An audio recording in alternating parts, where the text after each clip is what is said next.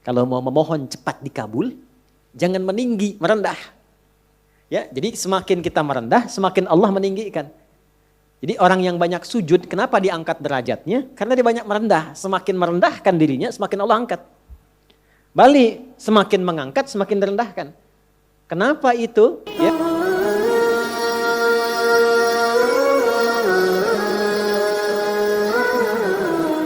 Assalamualaikum warahmatullahi wabarakatuh.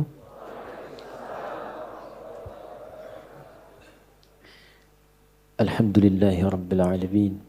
Wassalatu wassalamu ala rasulillahil karim. Nabiyyina Muhammadin al-amin wa ala alihi wa sahbihi ajma'in. Wa ba'd. Fa ya ibadallah, usi nafsi wa iyyakum bitaqwallahi faqad faza al-muttaqun. Fala tamutunna illa wa antum muslimun. Faqala ta'ala ya ayyuhalladzina amanu taqullaha haqqa tuqatih wa la tamutunna illa wa antum muslimun.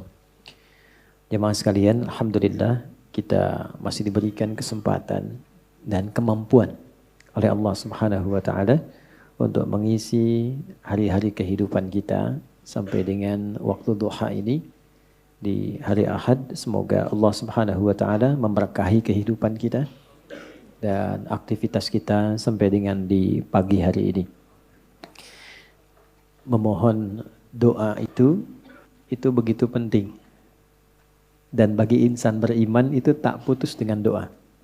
Jadi ciri insan beriman itu setiap aktivitas kegiatannya akan selalu lekat dengan doa.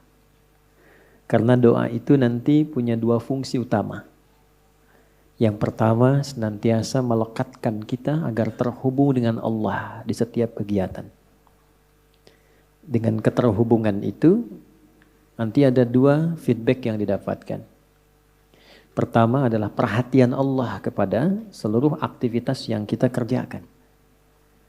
Karena itu, menjadi fitrah manusia, apapun yang dikerjakan bila menemukan kesulitan. Nah ini, biasanya berdoa kan ya? Mau ujian, berdoa. Ya? Bapak mau tes jabatan, berdoa. Ibu masukkan anak sekolah, berdoa. Ya? Nah, ciri beriman itu tidak nunggu ada masalah baru doa. Kalau itu biasanya cirinya fitrah manusia. Manusia itu begitu sulit, minta. Sudah dikasih mudah, lupa. Akhirnya, dan kalau sudah lupa, salah. Kalau salah, nggak pengen dihukum.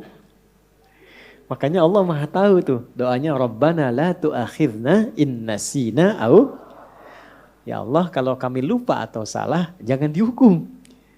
Ya kan? Nah, untuk mencegah supaya nggak lupa dan salah, berusaha terkoneksi dengan Allah. Karena itu semua kegiatan kita itu seluruhnya bersanding dengan doa. Tidak ada satupun kegiatan yang tidak ada doanya. Silahkan dicek. Dan itu cuma di Islam. Cuma di Islam. Yang doanya bukan direka-reka ya. Tapi memang betul diberi petunjuk sesuai dengan konteks. Karena itu doanya itu selalu senafas dan selaras dengan kegiatan. Coba antara bangun tidur dengan akan tidur. Sama enggak doanya? Beda kan ya? Padahal aktivitasnya terkait tidur. Yang satu bangun, yang satu tidur, akan tidur. Tapi doanya beda. Dan itu doanya bisa serupa, nggak dikarang-karang. Jadi baik yang di Arab, di tanah suci, ataupun di sini, di tanah kusir, doanya sama. Ya kan? Sama kan ya? Baik ya, mau di Chicago, di Amerika, di Chicago, di Bandung, sama. Ya kan? Di Singapura, di Singaparna, di Tasik, sama. Dan semua ada doanya. Ini ingin memberikan kesan bahwa satu agama ini agama yang benar. Ya, kalau reka-reka manusia, setiap manusia pasti punya versinya sendiri. Pasti itu. Dan bahasanya mungkin bisa masing-masing. Yang Padang pakai bahasa Padang, yang Betawi pakai bahasa Betawi. Tapi kok bisa semua doanya itu semua sama. Dan yang kedua dahsyatnya, itu sumbernya pun bisa diteliti dan menuju pada sosok yang sama. Yaitu dari Rasulullah Sallallahu Alaihi Wasallam. Semuanya tersambung. Ini menunjukkan bahwa agama ini benar, Rasulnya benar, kemudian pedomannya pun benar. Dan yang paling menarik, tidak ada satu pun yang berdoa, benar doanya, kecuali dia mendapatkan kesuksesan sesuai dengan konteks doanya. Selalu begitu.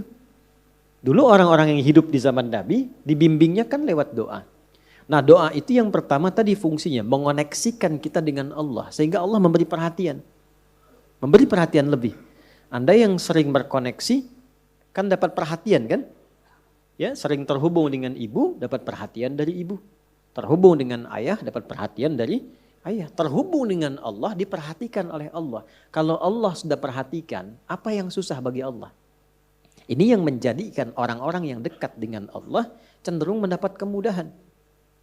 Ya, dan tidak harus jadi ustadz. Silahkan jadi apapun, pebisnis silahkan yang baik-baik, arsitek silahkan, jadi pilot silahkan. Cuma satu, dekati Allah. Supaya aksesnya dibuka, kemudahan didapatkan.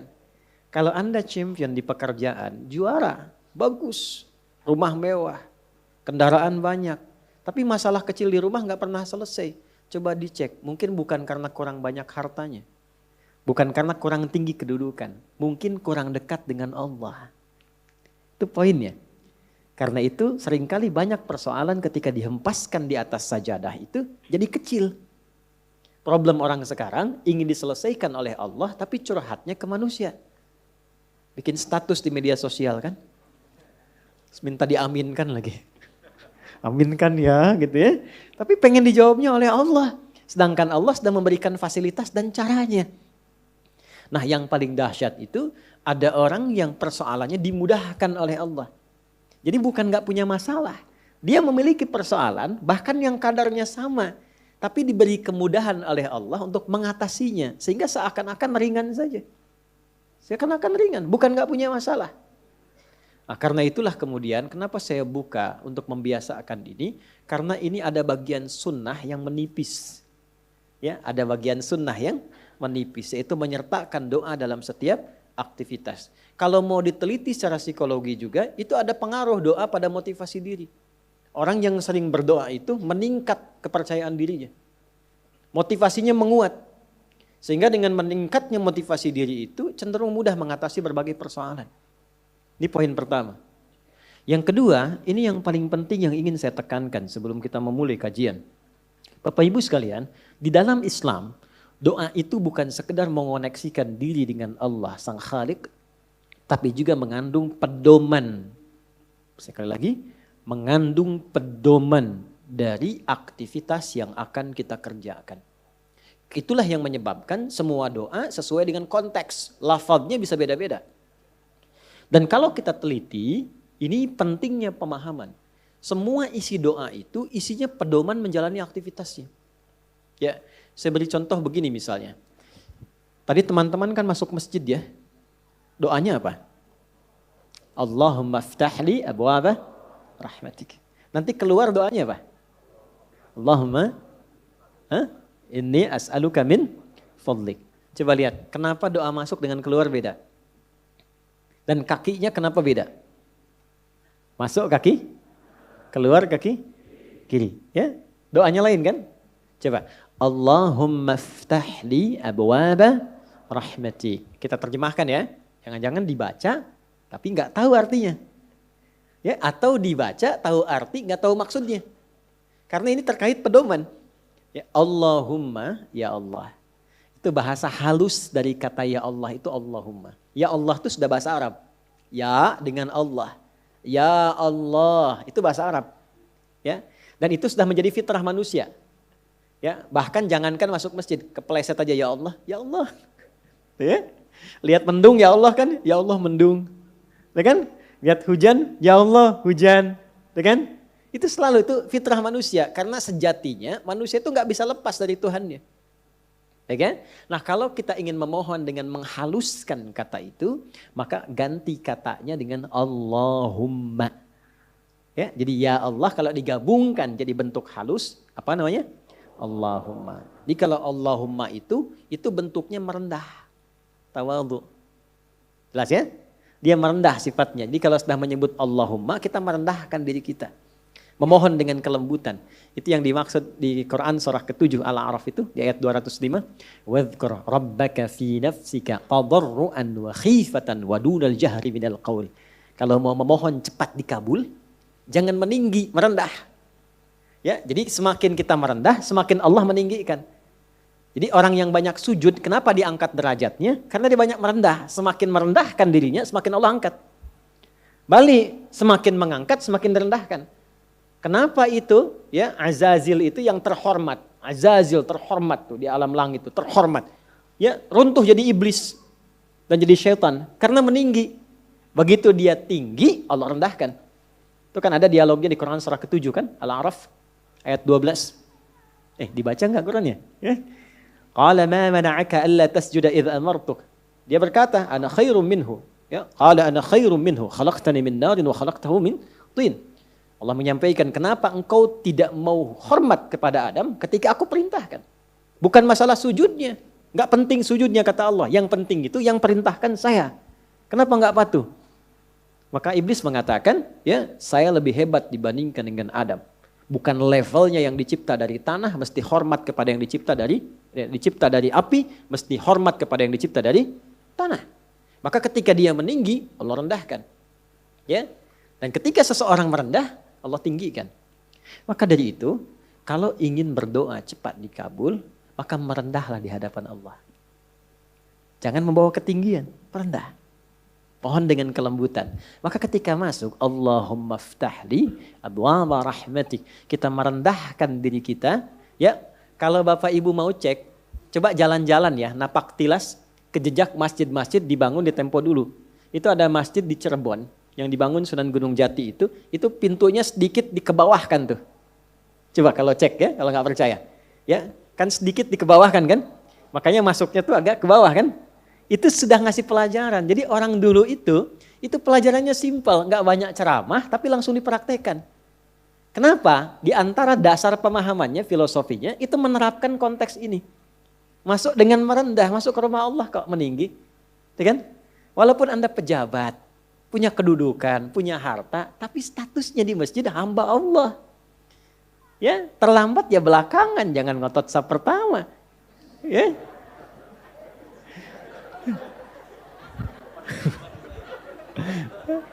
Kalau ini udah duluan tadi, udah nyambut nih. Sama.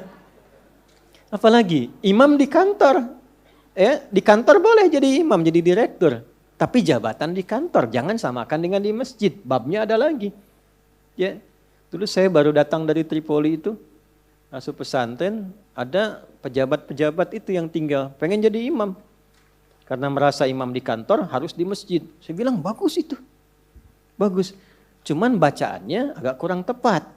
Sehingga telinga kadang sakit kalau dengar.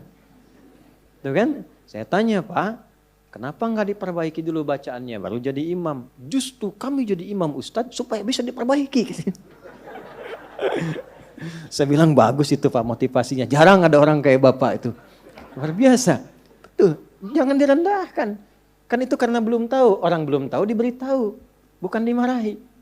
Ya, Pak, saya kasih jalan yang cepat supaya Bapak tetap jadi imam dan kualitas makin bagus. Wah, boleh Ustadz tuh. Bapak tetap jadi imam. Nanti sebelum sholat dicek dulu Pak bacaannya. Santri nanti saya siapkan. Insya Allah begitu naik jadi imam jadi lebih bagus. Betul itu Ustadz. Nah sambil dicek Bapak ngimaminnya duhur dan asar dulu. Biar saya yang handle maghrib, isya sama subuh gitu kan. Tapi sepakat yang penting kan gak turun status. Ya kan? Ya, tetap imam. Ya kan? Kadang psikologi kan begitu. Yang penting gak turun status. Dan kita mendahulukannya Bapak tetap imam Pak. Ya kan? Nah imamnya zuhur dan asar. Alhamdulillah. Begitu maghrib, isya dan subuh kita gantian sama santri. Kualitas bacaan lebih dibagusin. Ya, begitu sudah bagus kita dorong. Pak silahkan coba maghrib. Gak usah lah ini aja yang udah ada. Nah itulah dakwah. Itulah dakwah. Nah itu merendah.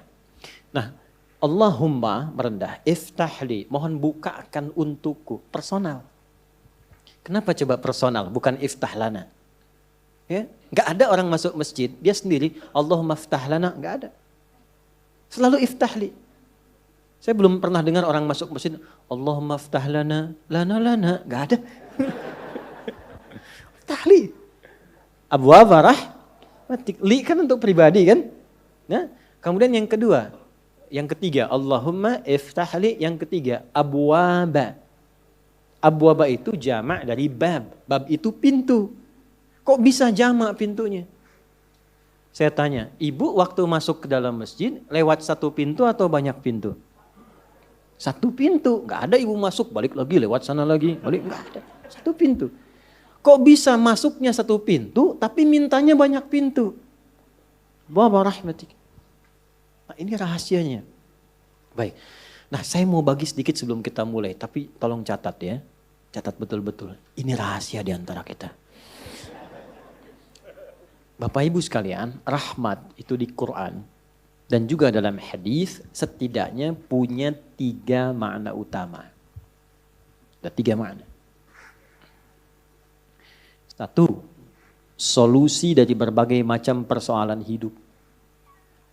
Saya ulang, solusi dari berbagai macam persoalan hidup. Itu diantaranya ditemukan di Quran surah kedua Al-Baqarah di ayat 157. Nah, munculnya ayat 157 ini ada keterkaitan dengan 155 dan 156. Persoalannya di 155, sabarnya 156, solusinya 157. 155, walanabluwannakum bisyai'im minal khauf wal ju' wa naqsim minal amwal wal anfus wath thamarat wa basyiris sabirin. Sabarnya 156, alladzina idza asabathum musibah qalu inna lillahi wa inna ilaihi raji'un. Ayat 157-nya, ulaika alaihim salawatum mir rabbihim wa rahmah wa ulaika humul muhtadun. Itu ya. Baik. Rahmat yang pertama, solusi dari berbagai macam persoalan kehidupan. Baik kegelisahan. Jangan dikira yang hadir di sini tenang semua. Ini walaupun wajahnya kelihatan senyum-senyum, hatinya ada yang gundah. Ada yang baru ditolak saat mau lamaran, mungkin kan? Lamar kerja maksudnya. Ya? Ada yang mungkin sedang kesulitan di rumah tangga, pengen dapat ketenangan, khauf. Gak bisa dihindari. Tadi aja kan udah lihat-lihat jam nih, Ustaz datang enggak gitu kan? Padahal saya secepat mungkin bisa ke sini tuh. Ya enggak singgah di rumah, cuman ke kantor ganti pakaian langsung ke sini. Hampir enggak tidur saya semalam itu. Alhamdulillah. Ya, tapi kan yang khawatir Anda.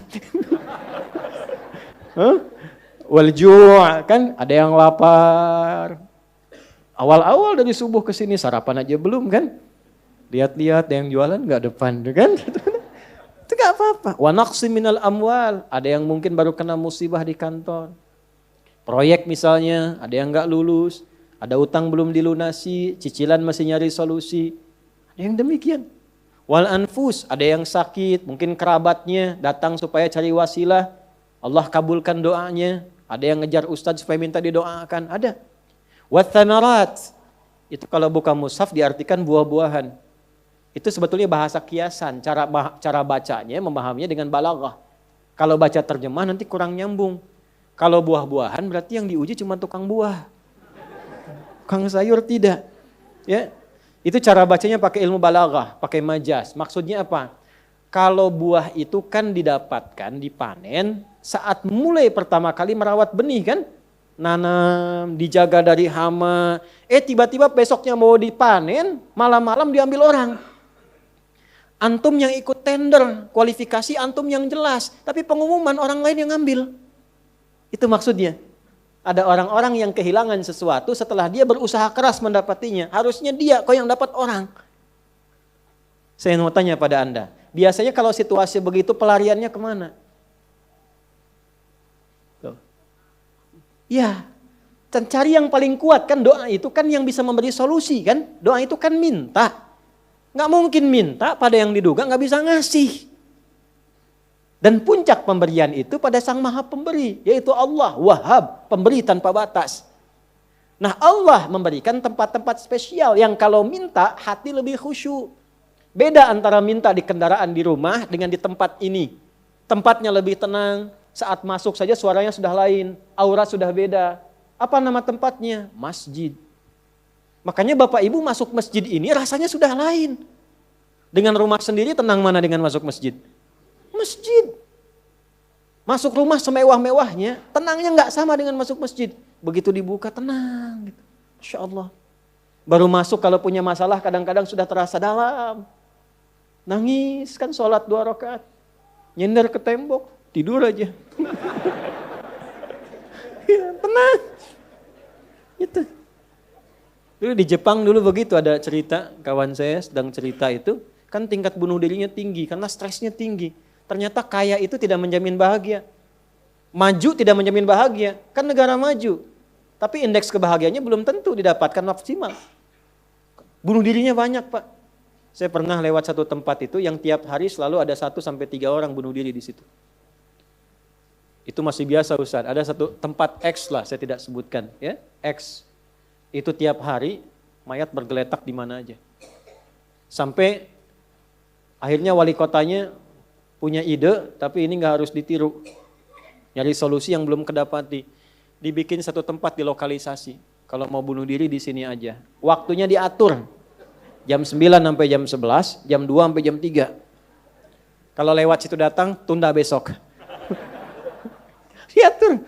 Ya. Ini kisah nyata, satu kali ada orang kemudian pengen datang ke situ ketemu sama orang Islam. Mau kemana Pak? Bahasa kita lah, bunuh diri katanya. Jam berapa? Jam 1. Ini kan belum. Belum. Ikut saya aja dulu. Takut terlambat nih. Bener. Takut terlambat. Nanti kalau Anda merasa rugi, saya ganti apapun itu. Akhirnya ikut. Begitu ikut dibawa ke masjid, ya Allah. Dibawa ke masjid. Itu cuma duduk tunggu di luar, sedang ada pengajian. Duduk, begitu masuk, duduk ketiduran. Tidur, selesai pengajian, dilihat lagi sama yang muslim ini. Kok enak banget tidurnya. Ya kan? Tidurnya, mau dibangunin gak enak. Sampai lewat lah batas bunuh diri itu. Karena lewat gak enak. Dibangunkan, bangun. Katanya, wah bangun kan. Begitu bangun, minta maaf lah si muslim. Saya minta maaf betul-betul. Karena melihat Anda begitu nikmat tidurnya, saya tidak mampu membangunkan Anda. Ini sudah lewat jam bunuh diri katanya. Tapi menariknya kata orang ini, nggak apa-apa. Ini tempat apa katanya? Tempat apa? Ini masjid. Kenapa? Saya itu ingin bunuh diri karena saya sudah berhari-hari nggak bisa tidur. Jadi dia menyimpulkan kalau bunuh diri itu udah mati, udah tidur aja. Gitu. Saking nggak bisa tidurnya. Tapi kok bisa di tempat ini bisa tidur? Dia belum kenal jamaah Andor.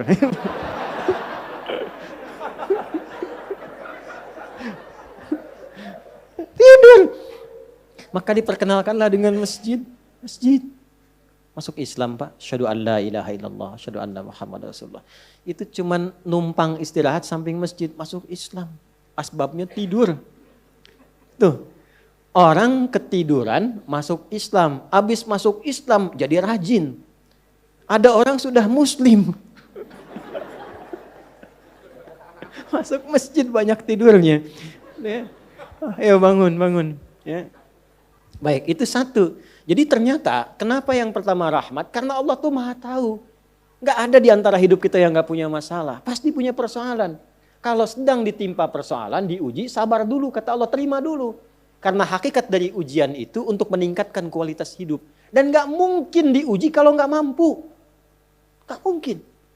Kaidahnya kan jelas. La yukallifullahu nafsan illa. Jadi kalau ada ibu sedang diuji masalah sekarang begitu berat, memang yang mampu cuma ibu, Bu. Saya nggak mampu. Karena saya nggak mampu, saya nggak diuji. Maka berbahagialah ketika Allah lebih memilih ibu dibandingkan dengan saya. Sabar dulu. Dan hikmahnya apa? Ada nanti sesuatu yang besar di depan, yang butuh kesabaran lebih. Kalau yang sekarang nggak lulus, ke depan itu sulit untuk dihadapi. Karena itulah ditingkatkan kualitas terima dulu, tapi kan nggak usah lama-lama. Ya kan? Allah maha tahu itu. Jangan lama-lama. Terima dulu. Datanglah kemudian mohon solusi. Kemana datangnya? Masjid. Maka dari itulah ketika masuk. Anda mengatakan. Allahumma ftah li abwaba rahmatik. Di antara itu minta solusi. Makanya ketika masuk merendah. Sholat 2 rakaat. Begitu sholat. Mintalah sesuai kebutuhan Anda yang dirasakan pada saat itu. Itu fikihnya. Nah kalau nggak tahu fikihnya, nanti itu nggak kepake, sayang, peluang hilang. Padahal mungkin itu cara Allah untuk bisa mengabulkan apa yang kita mohonkan. Jelas? Satu. Dua, itu ampunan dari dosa yang sudah berlebih. Namanya israf. Quran surah ke-39 Az-Zumar di ayat ke-53. Qul ya ibadiyalladzina asrafu ala anfusihim la taqnatu mir rahmatillah. Innallaha yaghfirudz dzunuba jami'a. Duhai hambaku, tuh masih disebut hamba. Siapa di antara kita di sini yang merasa tidak punya dosa? Boleh angkat tangan. Boleh, silakan. Saya selesai pulang. Pasti setiap kita merasa itu. Dan tidak sedikit orang-orang yang ingin taubat itu mencari tempat. Nah, tidak ada tempat yang paling ideal kecuali ke masjid. Kalaupun gak ada orang, gak apa-apa. Datang, masuk. Masuk, Pak. Mungkin yang menghambat rezeki itu dosa. Yang menghambat perbuatan belum bisa jadi baik, dosa. Ya, mohon maaf, dengan berbagai jenisnya. Dengan berbagai jenisnya. Maka yang terbaik apa? Datang ke masjid. Datang ke masjid. Ya. Ini kisah nyata di masa lalu. Makanya sering baca tuh yang baik-baik lah, kisah salafus saleh, orang-orang saleh di masa lalu.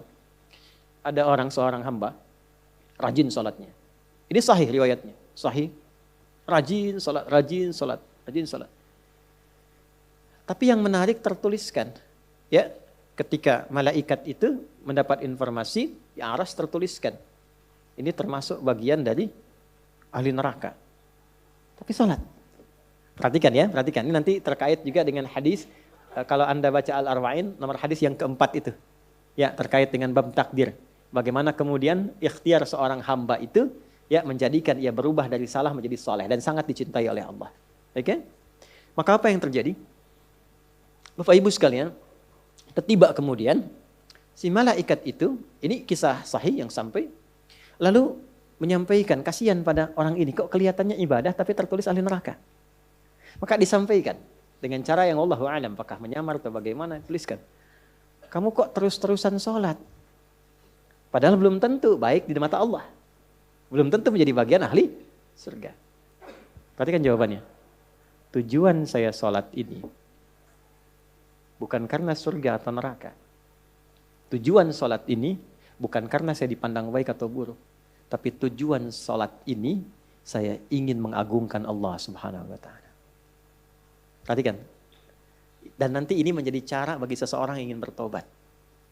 Jadi kalau ingin bertobat, tobatnya ingin benar, carilah perhatian Allah. Yang penting ridha Allah. Terus saja tobat sampai merasakan kenikmatan tersambung dengan Allah. Itu maksudnya. Jadi begitu keluar kalimat itu yang mengguncang arsy, itu yang dijadikan oleh Allah pelajaran bahkan pada alam malaikat untuk mengenal bagaimana rahmat Allah itu diberikan. Mudah bagi Allah membuka, merubah, memutar, mudah. Tapi Allah ingin memberikan pelajaran bahkan di alam malaikat bagaimana kasih Allah diberikan. Begitu kalimat itu muncul, apa yang terjadi? Maka berubahlah di arsy namanya menjadi ahli surga. Ini riwayat sahih.